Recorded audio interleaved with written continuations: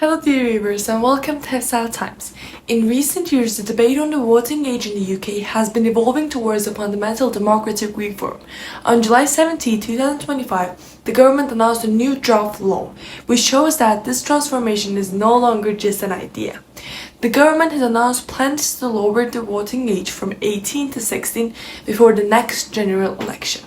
This would not only open the ballot box to young people, but will also bring sweeping reforms such as automatic voter registration, digital identifier verification systems, acceptance of bank cards as ID, strict control of foreign donations, and transparency in campaign financing. In today's video, we explore the details of these sweeping reforms, what it means for young people to get the vote, and how the UK's democracy is changing.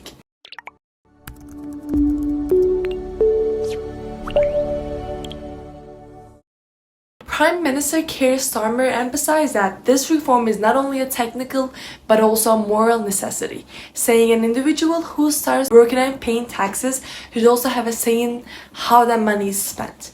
Deputy Prime Minister Angela Rayner said that 16 and 17-year-olds not only pay taxes but in some cases also hold public office and serve in the military and therefore need to be represented in the democratic process.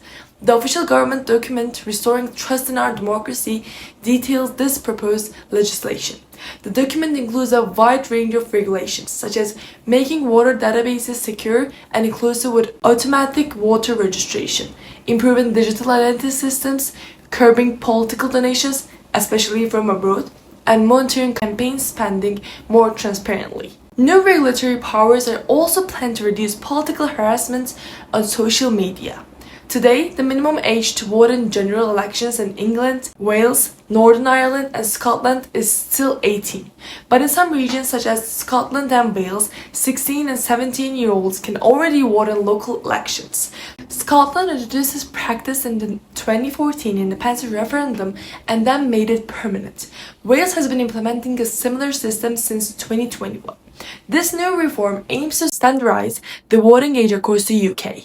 This is the most comprehensive democratic reform since the voting age was lowered from 21 to 18 in 1969. One of the main justifications for the reform is declining voter turnout rates. In the 2024 general election, turnout stood at just 59.7%, the lowest since 2001. The government argues that engaging young people earlier in the democratic process will both increase their sense of individual responsibility and drive up overall turnout rates. Moreover, examples in Europe show that this model can work. Analysis of elections in Austria, Germany, Scotland and Wales after 16-year-olds were given the right to vote shows that voter turnout was surprisingly high and did not radically influence political decisions. But there is also criticism of this proposal. Conservative MP Paul Holmes sees the reform as contradictory. A person can vote at 16, but they cannot drink alcohol, buy cigarettes, get married or stand for parliament. In this context, it may be too early for voting responsibility, he said. Reform UK leader Nigel Farage claims that the initiative is deliberately planned to mobilize young left-leaning voters. Supporters, on the other hand, argue that in today's world, individuals in this age group have much more access to information, can easily access different views thanks to social media and digital resources, and their political consciousness is rapidly developing. They also argue that comprehensive citizenship education in schools will help young people better understand the electoral process and make informed decisions. Automating voter registration is an important pillar of this reform.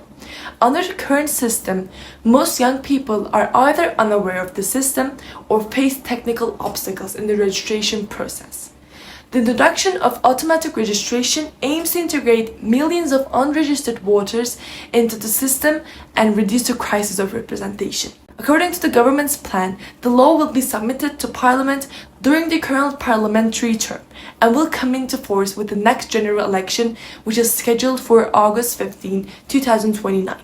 The impact of the reforms will therefore directly shape the political landscape for the next decade. In conclusion, lowering the voting age to 16 in the UK is not just a symbolic gesture to encourage young people to vote. It's also about reassuring democracy, strengthening social inclusion, and expanding political representation. Some criticize this step on the grounds that it will leave the system open to abuse. Others argue that young people should have a say in every decision about their future. In the light of these debates, it remains to be seen how UK democracy will evolve in the coming years. Thanks for watching. If you enjoy our content, please consider subscribing below. And as always, it was Hefsel Times.